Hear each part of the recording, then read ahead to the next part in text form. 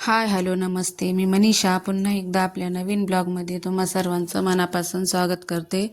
तर आज मी pico fall करायला साड्या घेतले तिकडं आणि तुमच्यासोबत आज मी शेवग्याच्या शेंगाची रेसिपी दाखवणार आहे तुम्हाला. तर व्हिडिओला स्किप न करता पाहत राहा. साध्या आणि सोप्या पद्धतीत शेवग्याच्या शेंगाची रेसिपी आहे. तर बघू शकता इकडं साड्या पिको फॉल करायला घेतलेत. चला शेवग्याच्या शेंगा घेतलेत मी आता इथे. त्या कट करून घेतले, त्याचे वरचे सालटे काढून घेतलेत. तर त्यासाठी लागणारं साहित्य इथं खोबरं, अद्रक, लसूण, कोथिंबीर, टोमॅटो, कांदा घेतला आणि ते बारीक करून घेतलं आता मी.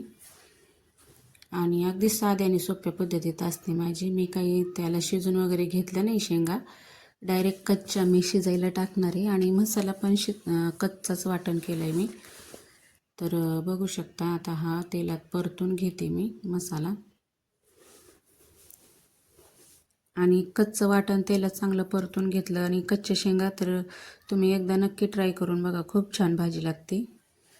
तर हे बघा अशा प्रकारे इकडे त्याला मस्त असं शिजून देणार आहे मसाल्याला.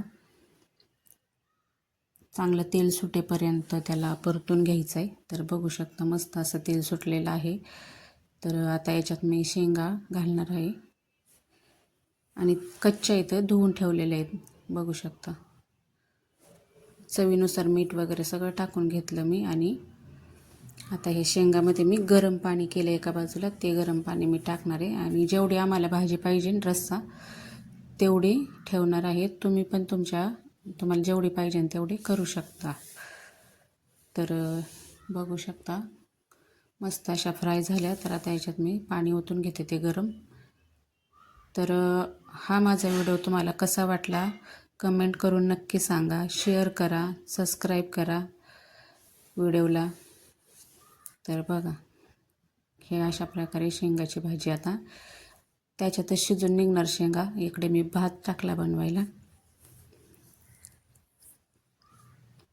तर आता हे आले होते तर या चहा घ्यायला. तर चला बाय.